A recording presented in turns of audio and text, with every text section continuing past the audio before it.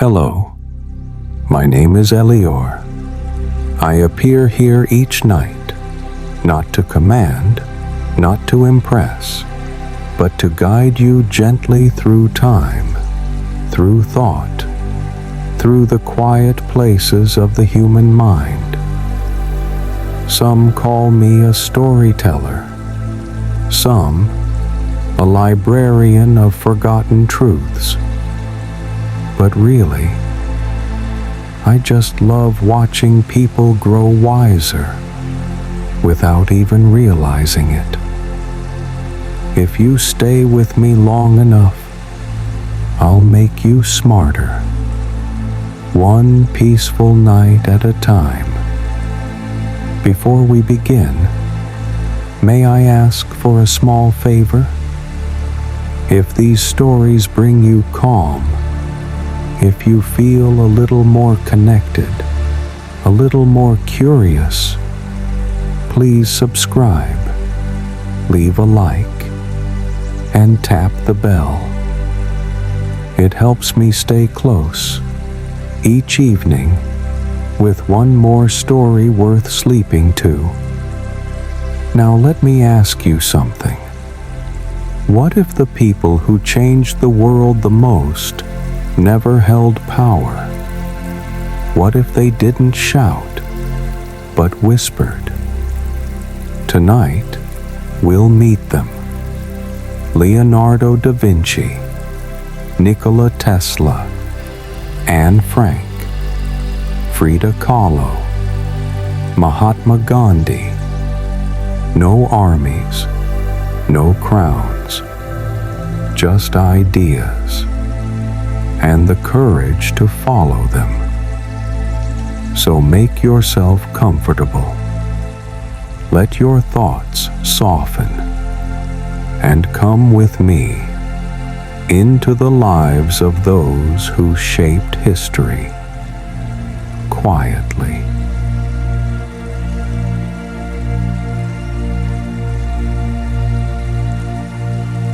So as we rest tonight in the quiet of our own rooms, let's take the first step into the lives of those who walked without protection, without titles, without permission.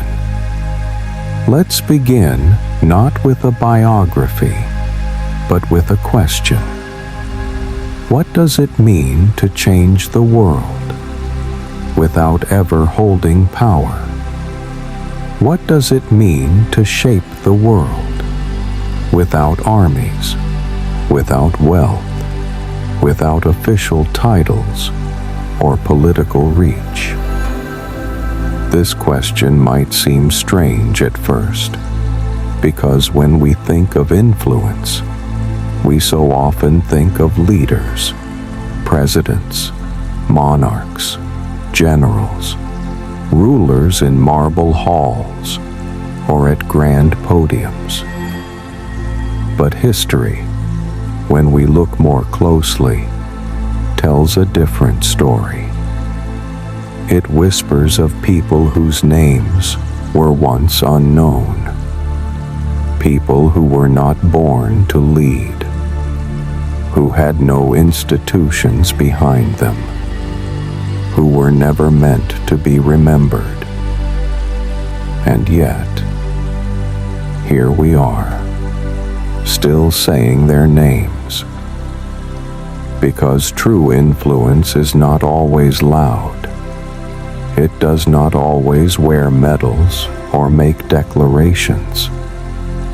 Sometimes it lives quietly in a notebook, in a painting, in a whisper shared between two people. Sometimes it begins in solitude. Sometimes it begins in pain. Throughout time, there have always been individuals who, despite not having access to traditional power, found another path forward, one made of insight, vision, and courage. These were people who asked different questions.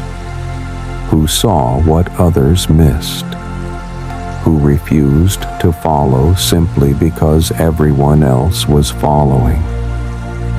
They were not always recognized in their lifetimes.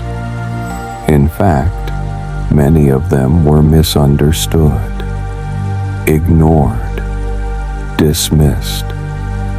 Some were even ridiculed, exiled, or erased. But history, real history, is patient. It waits.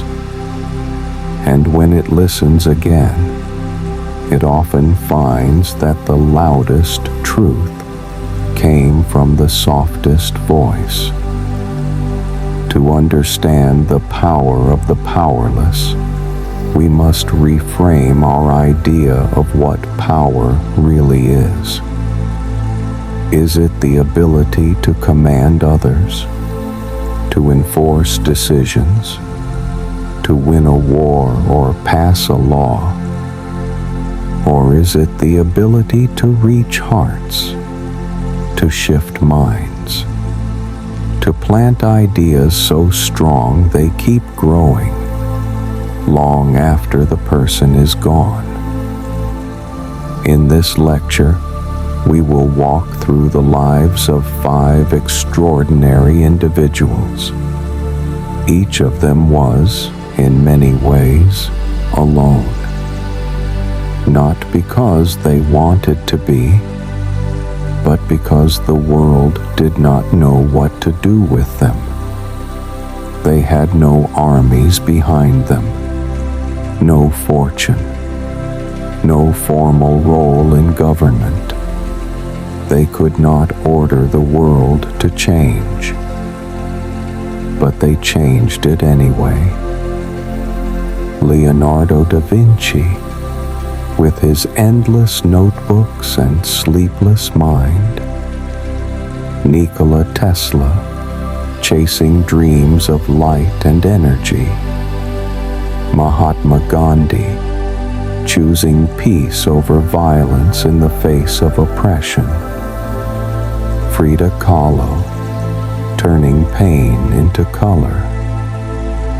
Anne Frank, riding through fear, and leaving us a voice stronger than silence. Each of them held nothing but thought, and that thought, refined, daring, deeply human, became a force greater than any crown.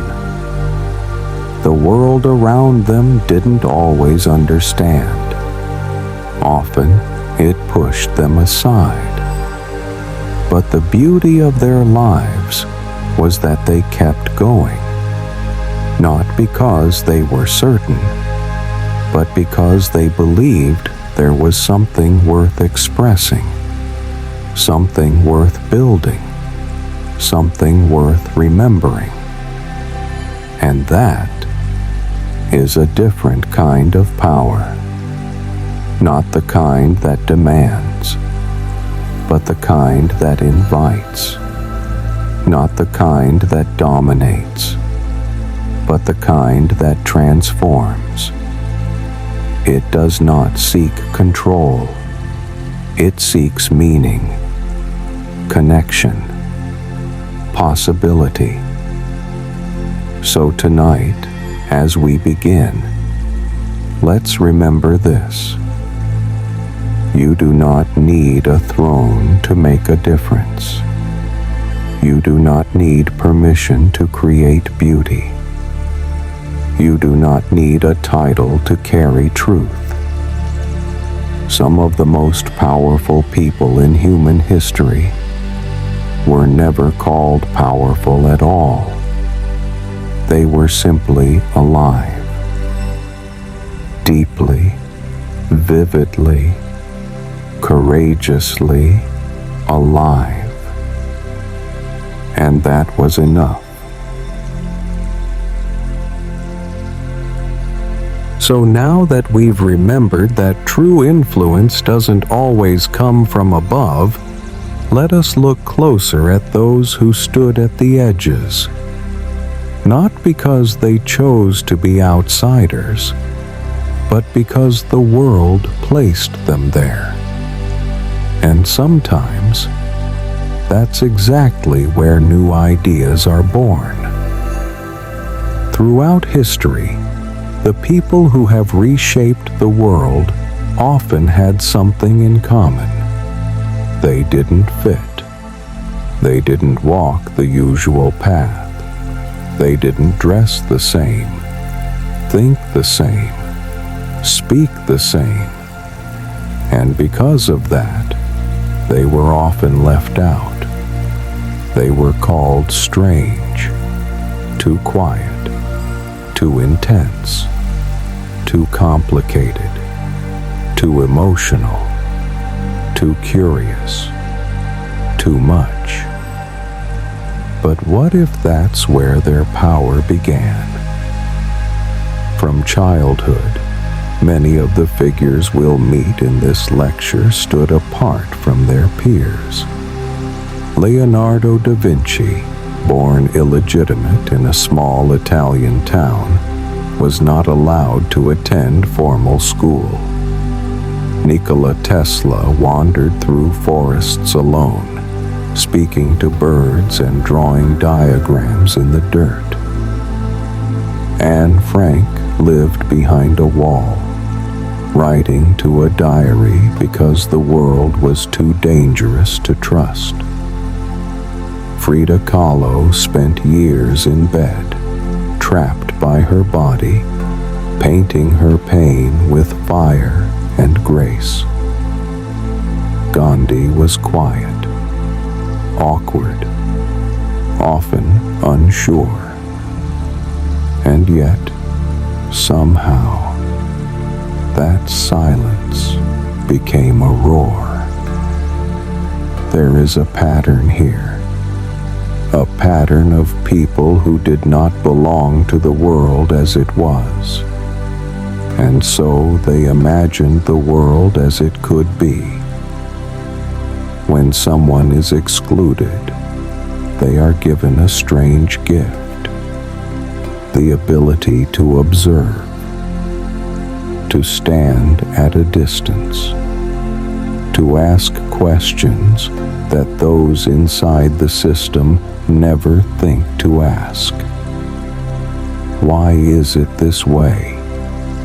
Why do we follow this rule? What if we tried something else?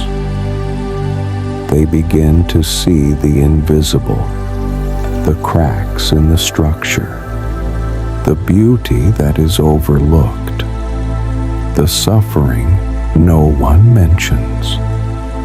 And often, that distance becomes insight. But insight comes at a cost. To be different is often to be alone, and being alone can hurt. It can feel like being broken, like being forgotten, like being wrong. Some give in to that pain. They turn it inward. They disappear. But others, the ones we remember, they learn to use the silence, to listen within it, to build inside it. They create not because the world claps for them, but because the world refuses to. And that refusal becomes a reason, a spark, a doorway into something new. The outsider becomes the innovator, the dreamer, the one who sees the map before the map exists. And so, being too much becomes exactly right. Being misunderstood becomes protection. Being alone becomes space to grow something no one else has thought of yet. They are the ones who stand at the edge of the crowd, look back at the world, and begin to draw. Not what is, but what could be. And tonight, as we walk beside them, let's remember, the ones who do not fit in often change what it means to belong.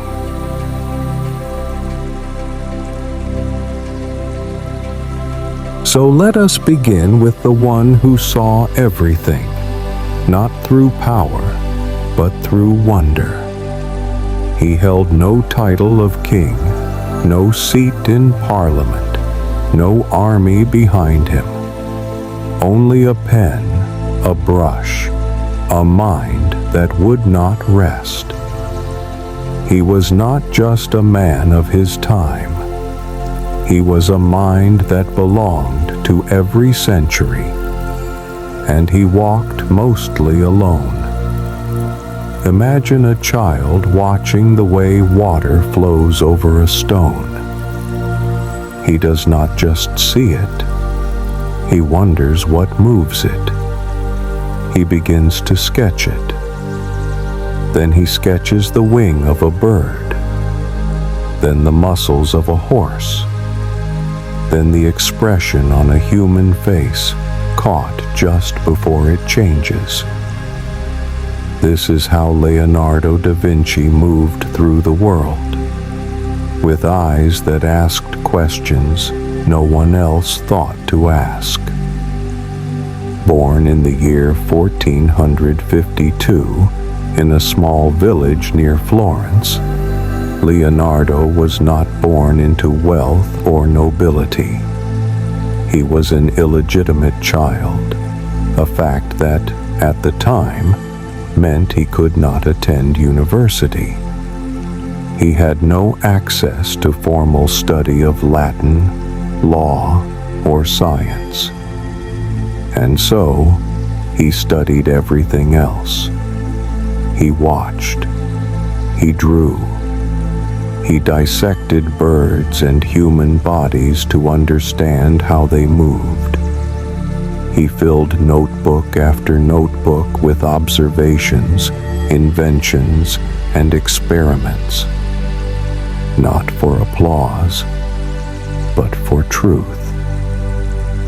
He wanted to know how things worked, deeply, honestly, endlessly. His notebooks hold designs for helicopters and diving suits, machines of war and ideas for bridges, detailed studies of anatomy that would later shape modern medicine. He painted the Mona Lisa, but also sketched hydraulic systems. He created art, but also wrote about geology, optics, and engineering. To Leonardo, there were no walls between disciplines, no lines between art and science, body and soul, machine and nature. It was all one world, and he wanted to understand all of it. But his curiosity came at a cost. He rarely finished what he started. Many of his designs were never built. He lived with periods of deep solitude, financial uncertainty, and even ridicule. He was admired, but often misunderstood. And he never stopped asking questions. Leonardo once wrote, "Learning never exhausts the mind. It only ignites it." He believed knowledge was not something you own, but something you chase gently every day. His sketches, more than 7,000 pages, were not published in his lifetime. They were left behind like whispers, found centuries later, studied, celebrated, marveled at. And now we see what he saw. That wonder is not childish. It is sacred. That a question, if held with care, can be more powerful than any answer. He left no army. He passed no laws. He conquered no lands. But he changed how we see. And that kind of vision, soft, brilliant, unfinished, can last longer than any empire. Leonardo da Vinci reminds us, you don't need to know everything, but if you love learning enough, you might just touch everything, not as a ruler, but as a light.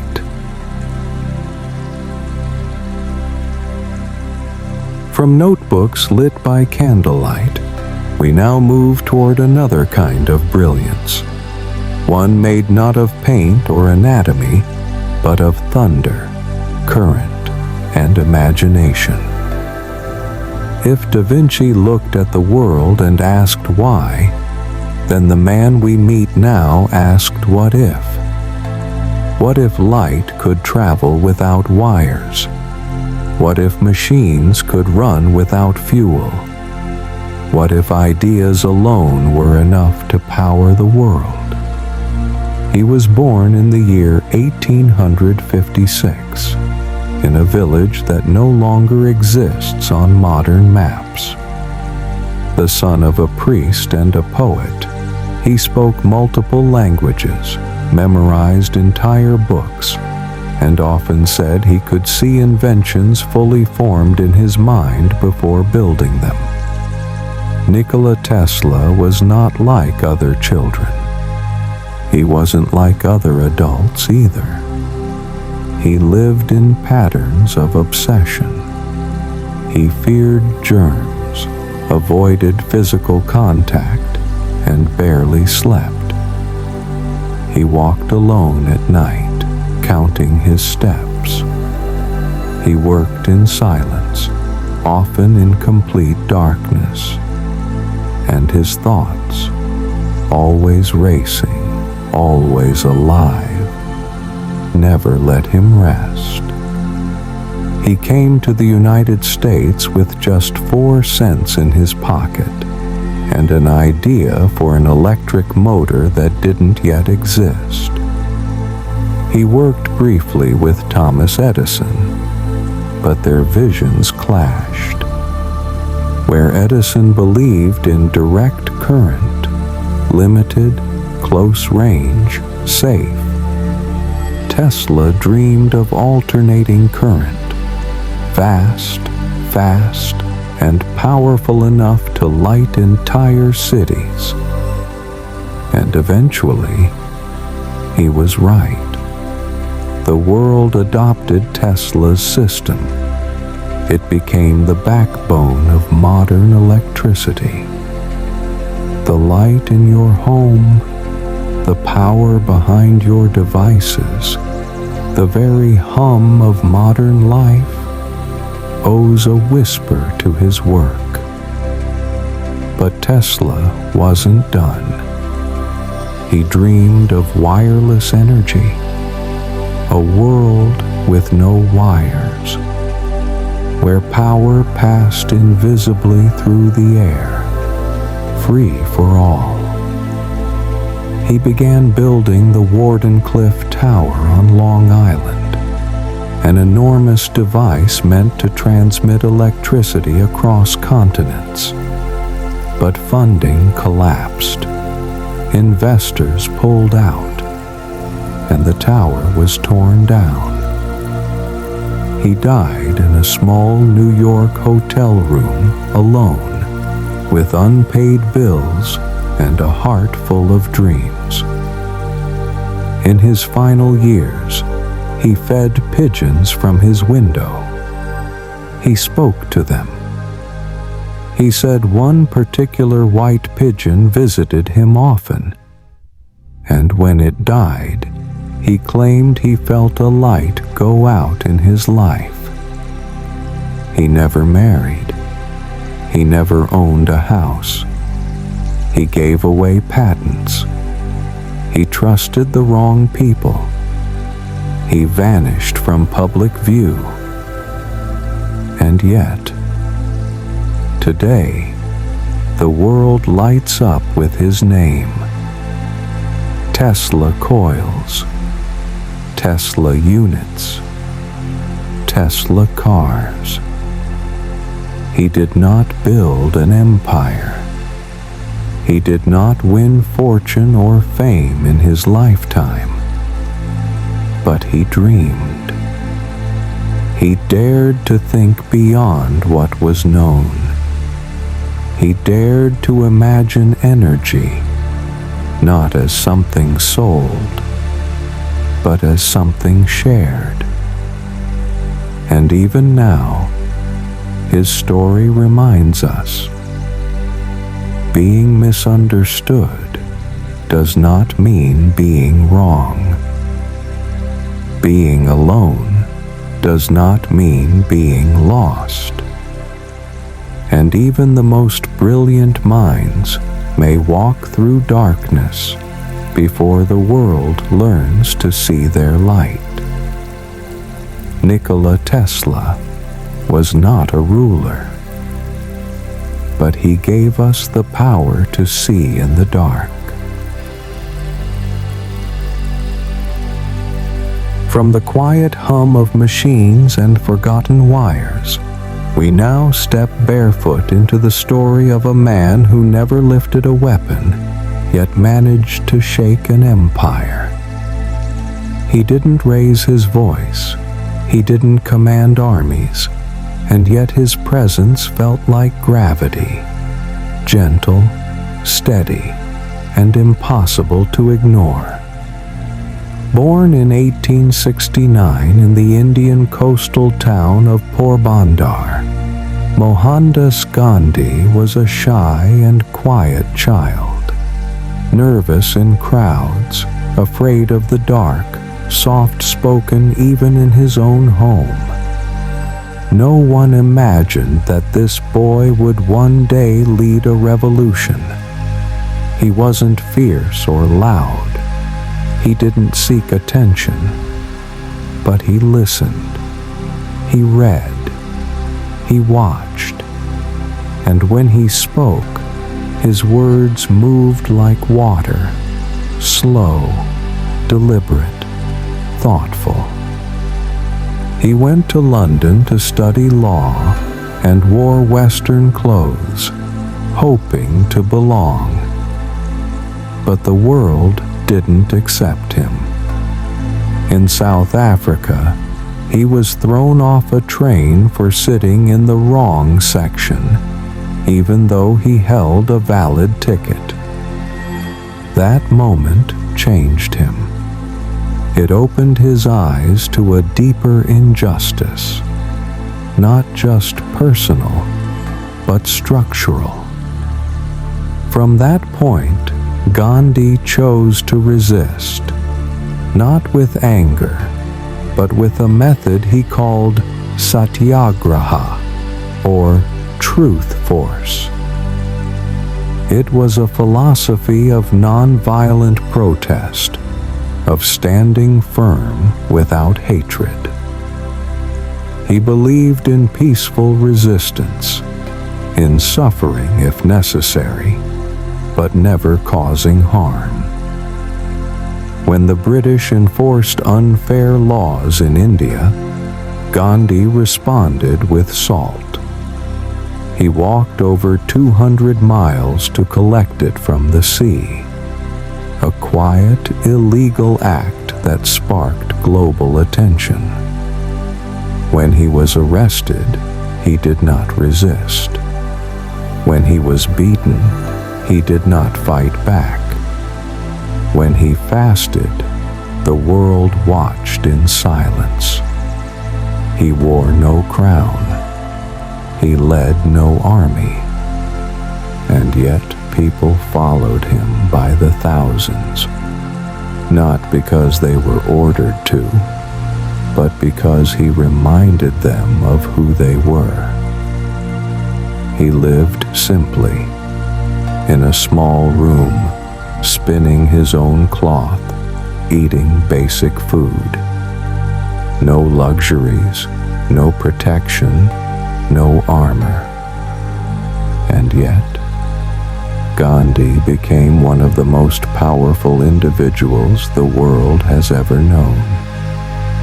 His courage was not in loud speeches, but in quiet action. His strength was not in force, but in restraint. His revolution was not about defeating the enemy, but about refusing to become like them. He believed that dignity was not something given by others. It was something we claim. That peace was not weakness, but a form of discipline. And that change did not need to be loud to be real. Gandhi once said, "You may never know what results come from your actions, but if you do nothing, there will be no result." And perhaps that is the truth that shaped his life most of all. That even one person standing alone can be enough to move a nation, awaken a people, and prove that love, calm, steady, and unwavering, can be stronger than fear. From silence and salt, from bare feet and spinning wheels, we now move into a different kind of resistance. One painted in deep reds, lush greens, and stormy blues. She had no army, no microphone, no laws to write, only pain and a brush. And she used both to speak louder than most ever could.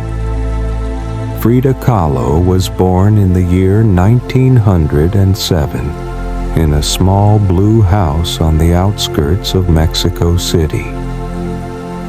Her early life was marked by illness. At 6 years old, she contracted polio, which left one leg thinner and weaker than the other. But that was only the beginning of her suffering. At the age of 18, she was in a horrific bus accident. A metal handrail pierced through her body. Her spine was shattered, her pelvis broken. Her dreams of becoming a doctor ended in that moment. She spent months in bed, trapped in a plaster corset, unable to move. The pain never left her. It returned in waves for the rest of her life. But in that stillness, in that agony, she picked up a paintbrush. At first, she painted just to pass the time. She used a mirror above her bed to paint self-portraits. But slowly, those portraits became more than likenesses. They became windows into her mind, into her body, into the strange, beautiful, broken world she lived in. Frida painted her pain, not to complain, but to transform it. Her paintings were full of blood and flowers, of thorns and animals, of open wounds and glowing hearts. They were raw, surreal, poetic, and deeply, unmistakably hers. She once said, "I paint myself because I am so often alone, and because I am the subject I know best." And in painting herself, she painted everyone who has ever suffered and survived. Frida's life was not quiet. She was fiercely political, passionately in love, often angry, often defiant. She loved deeply, especially the artist Diego Rivera. Their relationship was full of turbulence, but also creative fire. She wore traditional Mexican dresses, flower crowns, and bold brows with pride, not as decoration, but as armor. She made herself visible in a world that tried to hide women like her, disabled, emotional, unapologetically different. And though she spent much of her life in physical pain, she refused to be reduced to it. She turned her suffering into symbols. She used her canvas as confession, as resistance, as truth. During her lifetime, she was often overshadowed, seen as Diego's wife or eccentric. But after her death, her work exploded into global recognition. Today, she is one of the most celebrated artists in the world, not because she painted beautiful things, but because she painted truth. Frida Kahlo reminds us that pain does not have to be the end of the story. It can be the beginning, a seed, a color, a way through. She changed the world not by hiding what hurt, but by showing it with honesty, with courage, with fire. And that kind of vulnerability is a kind of strength few rulers have ever dared to show. From vivid paintings and a life lived out loud, we now enter a quiet space, a small hidden room, a voice on paper. This final story is not about a ruler or an artist or an inventor. It's about a young girl and the power of words written in the dark. Anne Frank was born in the year 1929 in Germany to a loving Jewish family. She was curious, clever, and full of energy. She liked school, stories, jokes, and the idea of becoming a writer. She had dreams, simple ones, of growing up, falling in love, and seeing her name in print. But her world was changing, and quickly, terribly, it closed in. When the Nazis rose to power, her family fled to the Netherlands, hoping to be safe. But the safety didn't last. By the year 1942, Anne and her family were forced to go into hiding. They lived in a secret annex behind a bookcase for more than 2 years. 8 people, almost no space, no sunlight, no freedom. And yet, in that tiny space, Anne began to write. Her diary was her friend. She named it Kitty.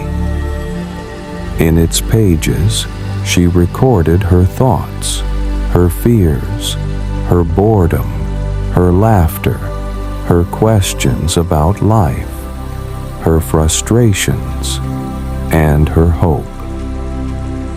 She wrote about what it meant to grow up in silence, to celebrate birthdays in whispers, to live in fear, but still want to dream, to believe in beauty, even as the world turned cruel.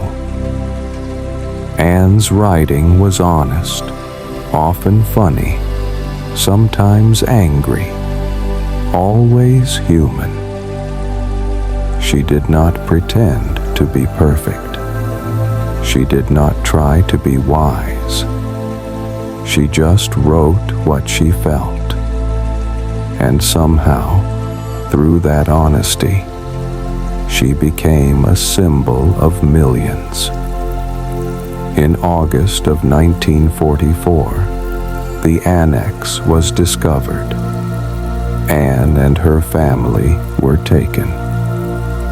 She died in a concentration camp the following year. She was 15 years old.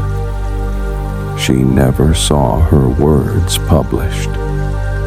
She never knew that her diary would be read by millions, that it would be translated into more than 70 languages, that it would become one of the most powerful testimonies of the Holocaust, not because it described war, but because it showed life.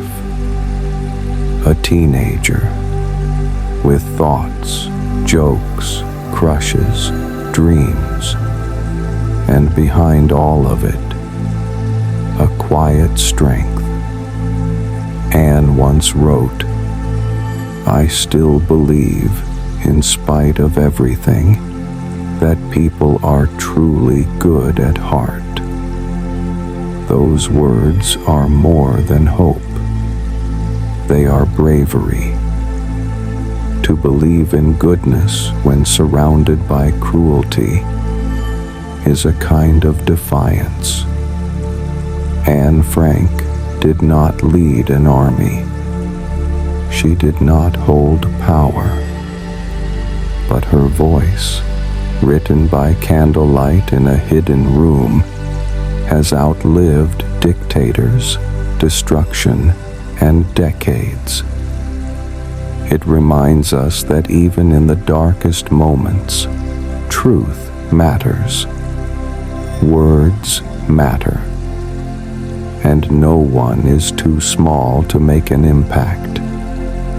Her story teaches us that courage is not always loud. Sometimes it is a girl writing quietly because she cannot speak aloud, but still wants the world to hear her. And we do. Still. So now that we've met these remarkable individuals, the artist, the inventor, the writer, the protester, the dreamer, we may ask one quiet question. What do they all share? It's not just brilliance. It's not just courage. It's something softer, harder to describe, but always there in the background. Solitude. Solitude is often seen as a shadow, something cold, unwanted, even dangerous. We're taught to fill our time, to stay busy, to be surrounded, to keep moving. But for the people we've just met, being alone was not a weakness. It was a window. Solitude gave them space to listen to their own thoughts, to follow strange questions, to imagine things no one else could see. to build something from nothing but silence. Leonardo da Vinci often wandered by himself, making sketches and observations for hours. Nikola Tesla walked at night, counting his steps, lost in ideas no one else understood. Frida Kahlo painted through her pain, alone in a room, speaking in color instead of words. Anne Frank wrote in hiding, surrounded by silence, but filling it with meaning. And Gandhi fasted in silence, letting stillness become resistance.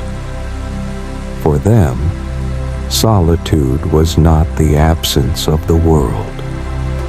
It was a return to the self, a clearing in the forest of noise, a place where thought could stretch, breathe, and take shape. Creativity does not always grow in crowds. Sometimes it needs quiet. Sometimes it needs slowness. Sometimes it needs you, just you, sitting with a feeling or a question or a blank page. And in that moment, what feels like emptiness becomes possibility. Of course, solitude can be hard. It can bring discomfort. It can echo with doubt. But for those willing to stay in that space, to sit with themselves, to listen, it can also bring clarity. The world moves fast, but the inner world moves differently. And when we make space for it, something beautiful happens. Ideas form, emotions settle, wisdom appears, not as a loud answer, but as a quiet knowing. Solitude does not mean loneliness. Loneliness is the pain of being cut off. Solitude is the peace of being connected to yourself, to your thoughts, to the creative force that lives beneath the surface. And so, perhaps the greatest gift we can take from these extraordinary lives is this simple reminder. You do not need noise to matter. You do not need company to grow. And sometimes, your best ideas will arrive when no one else is watching. We've seen the beauty of solitude, the sparks of imagination born in silence. But with that silence often comes something harder. Not peace, but pain. Because the world doesn't always understand what it hasn't seen before. And sometimes it pushes it away. Being different sounds beautiful when told as a story, but in real time, it can be heavy, isolating, dangerous. To see the world differently means you often stand apart from it, and that distance can hurt. Many of the people we've talked about were not celebrated in their lifetimes. They were doubted, dismissed, mocked, or simply ignored. Nikola Tesla died nearly penniless, his greatest ideas left unfinished, his name nearly forgotten. He spoke of energy that no one believed. And now, a century later, the world builds from his dreams. Frida Kahlo was dismissed as too emotional, too strange, too raw. Her paintings were seen as uncomfortable. Now they are called revolutionary. But during her life, they were mostly overlooked. Leonardo da Vinci's genius was scattered across notebooks, rarely published, often misunderstood. He was a man ahead of his time, but that meant he was also out of place in it. Gandhi was imprisoned many times, laughed at, threatened. He was called foolish, unrealistic, naive, until the world watched his vision reshape a nation. Anne Frank was hunted for simply existing. Her words, now treasured by generations, were once locked in silence, hidden in a drawer, written by a girl no one would have called important. This is the cost of seeing the world differently, of speaking when no one listens, of dreaming when others follow. The cost is loneliness, rejection, exile, doubt, sometimes even danger. But greatness is not only about the impact you make, it's about what you are willing to endure, in silence, in solitude, in the long nights before the world understands you. Not all pain leads to brilliance, but many brilliant people have carried quiet pain, not because they were weak, but because they were open, because they felt deeply, because they didn't turn away from what others ignored. Being different means walking a harder road, but it also means you're walking your own. And while the world may not always understand you in the moment, truth waits. Recognition comes, and legacy remembers. So if you've ever felt out of place, if your thoughts seem too strange, too quiet, too much, know this: you are not alone. You are not broken. You are not wrong. You are simply ahead of your time. Throughout history, some of the most powerful messages have not come from podiums or stages. They have come from pages written in silence, diaries, letters, private notes that were never meant to be seen.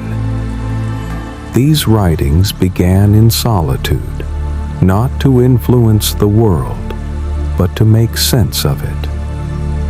Anne Frank, hidden in a small annex during the Second World War, wrote in her diary as if to a friend.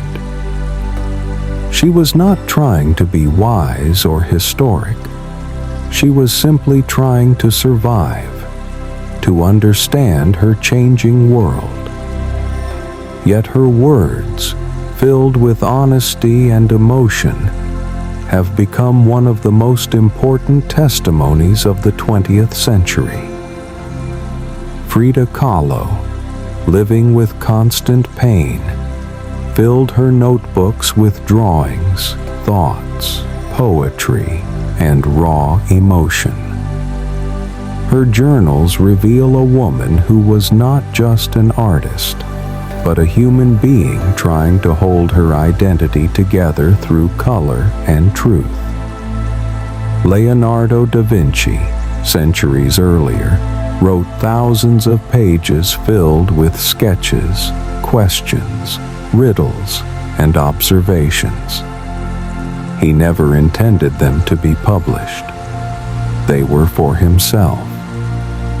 But today, those notebooks allow us to witness a mind thinking freely, without performance, a genius in real time. Even Gandhi, known for public silence, left behind personal letters and essays. In them, we don't just hear the voice of a leader, we see a human being wrestling with doubt, belief, and growth. What makes these private writings so powerful is not their perfection. It is their truth. They are not polished speeches or carefully crafted arguments. They are thoughts laid bare. And because of that, they reach beyond time. What is most personal often becomes most universal. When someone writes about fear or love or uncertainty, we recognize ourselves in their words. We remember that we're not alone. You don't need to be famous to have a powerful voice. You don't need to publish a book or stand on a stage. When you write honestly, even if no one else ever reads it, you are honoring your own experience. You are witnessing your own life. You are doing what many great minds once did. So whether you keep a journal, write poetry in secret, or just think deeply in silence before you sleep, know that this too is an act of meaning. It is how the world has always been recorded, not just from the outside, but from within. Some people shape the world without ever holding a title. They don't lead armies, form political parties, or fill stadiums. Their names are not printed on money or shouted in headlines. And yet, they change us. This kind of influence is quiet. It travels not through force, but through thought. It doesn't demand attention. It invites reflection. And often, it begins with a single person and an idea. Leonardo da Vinci didn't have students or followers in the traditional sense. He didn't build a school of thought, but his notebooks, filled with inventions, questions, and dreams, sparked the imagination of generations long after his death. He didn't tell people what to think. He showed what it looked like to think freely. Nikola Tesla had no movement behind him. He worked mostly alone. He was often misunderstood, even dismissed. But today, his name stands for innovation. He inspired minds not through popularity, but through possibility. Anne Frank never left the room where she wrote. She didn't lecture, publish, or even grow up. Yet her diary became one of the most widely read books in the world. Her voice has moved people across cultures, religions, and time. Not because she tried to lead, but because she dared to be honest. Gandhi's power didn't come from command. He didn't force obedience or chase admiration. Instead, he embodied values, peace, discipline, dignity, so fully that others were drawn to them. He became a symbol, not by seeking control, but by surrendering it. Frida Kahlo, too, never asked to be followed. She didn't build a movement. She painted her truth, and in doing so, she gave permission to thousands to be bold, to be different, to be seen. This is what influence without followers looks like. It moves like water, slow, steady, powerful. It doesn't need to be loud to last. Sometimes the most lasting legacy is not measured in numbers, but in the quiet ripples left behind. A thought planted in a stranger's mind. A moment of courage sparked by a painting. A shift in how we see ourselves, just because someone else dared to be fully themselves. These people did not command the world. They didn't try to own it, but they changed it, not by leading the masses, but by standing still and letting the truth speak for itself. So, if you ever feel small, if you wonder whether your quiet ideas matter, remember this. You don't need an audience to make an impact. You don't need followers to leave a trace. What matters is that you live your truth, that you create from the core of who you are. Because sometimes the smallest voices echo the longest. We've spoken of influence that moves without followers, of ideas that echo without shouting. But sometimes, truth finds another way. When the world cannot be changed by words alone, when speaking openly is dangerous or impossible, another language rises, the language of art. Throughout history, people have used paint, music, poetry, dance, and image, not only to create beauty, but to say what could not be spoken aloud. Art became a form of resistance, a way to speak truth when truth was forbidden, a quiet rebellion that could pass through fear and still be heard. Frida Kahlo turned her body into a canvas. She painted her pain, her identity, her defiance. Her portraits were never just images. They were declarations. Even when her physical movement was limited, her spirit refused to be silent. Her art became her protest. Leonardo da Vinci filled his notebooks with questions about the universe, but he also encoded messages, drawings, and diagrams that challenged accepted truths. He lived in a world that did not always welcome difference. So he created his own language of symbol and form.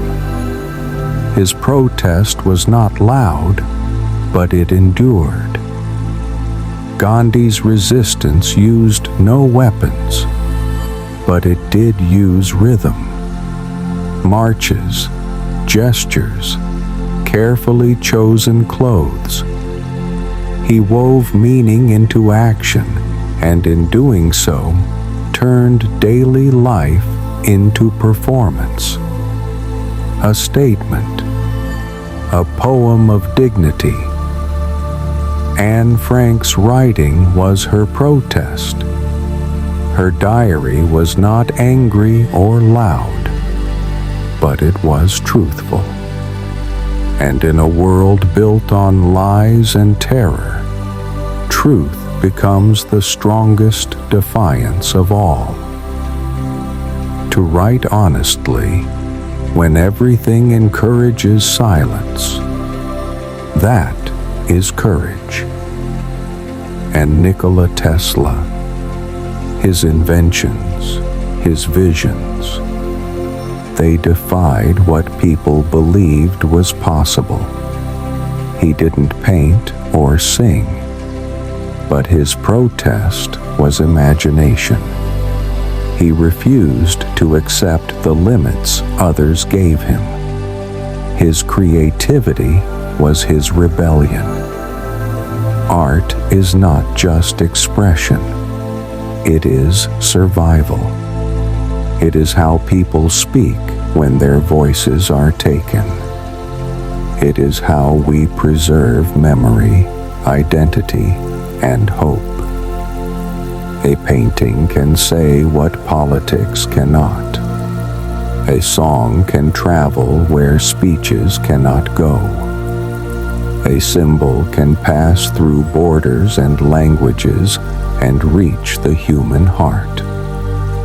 Art has always been dangerous to those who fear change, because it bypasses argument, it bypasses logic, it goes straight to emotion, and emotion is what moves people. So whether it's a mural on a wall, a hidden line in a poem, a piece of music that carries sorrow or rage, art becomes protest not because it destroys, but because it dares to imagine something better. And in a world full of noise and fear, that is no small act.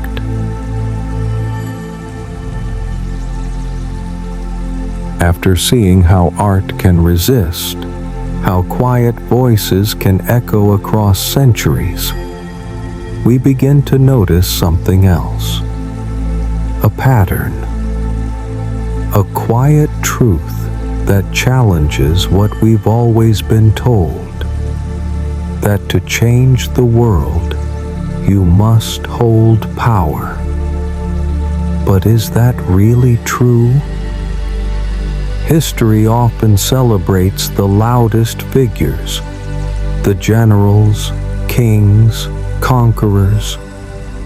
We see portraits with medals, statues with swords, timelines marked by wars and victories.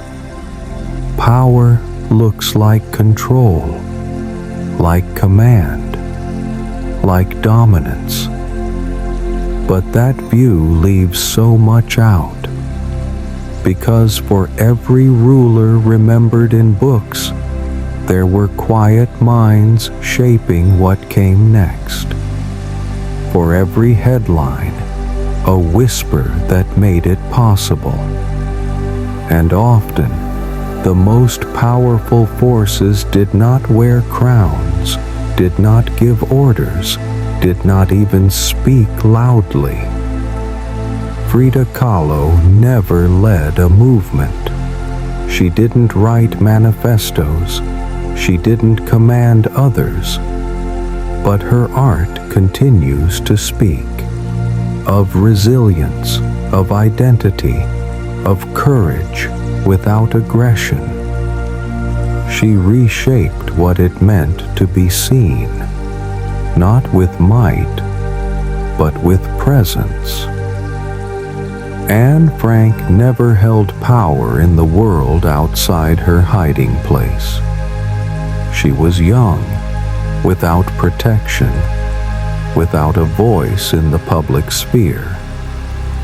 But her words, born in the shadows, continue to shape how we understand humanity today. Leonardo da Vinci did not rule a city. He had no political army, no wealth to enforce his will.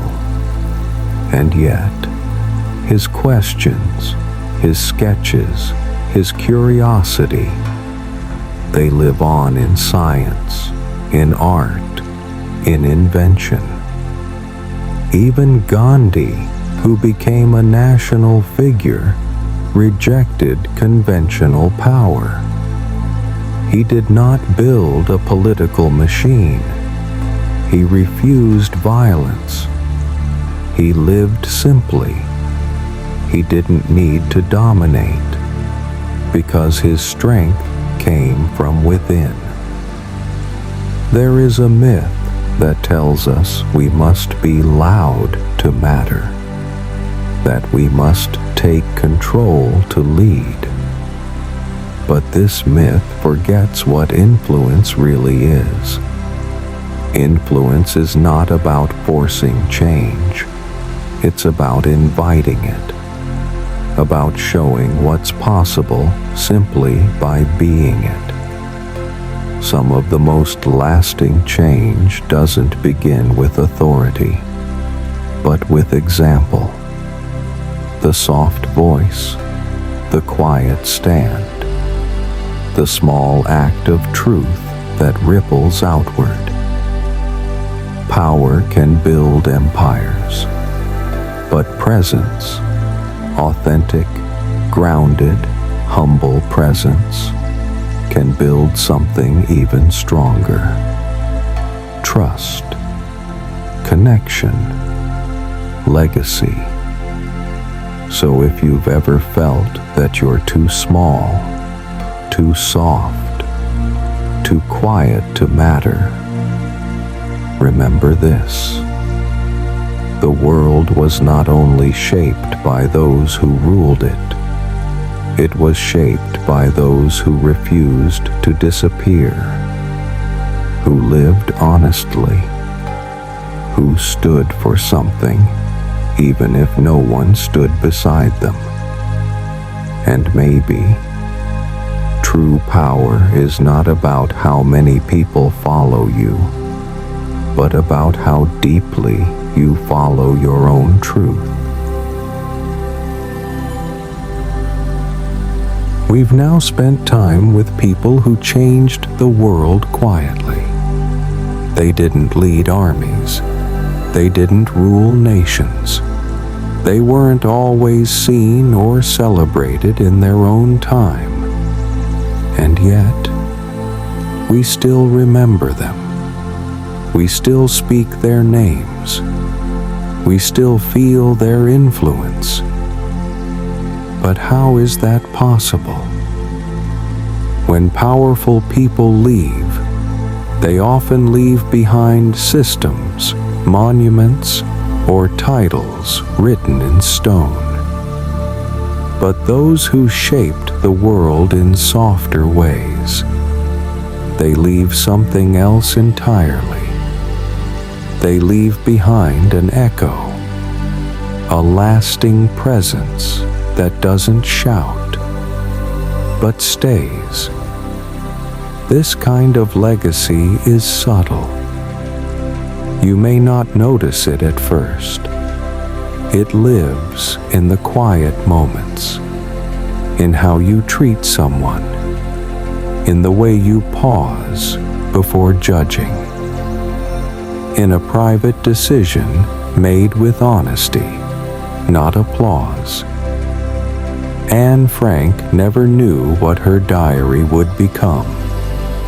She wrote simply to make sense of her life. But her quiet words help millions of people understand courage, fear, injustice, and hope.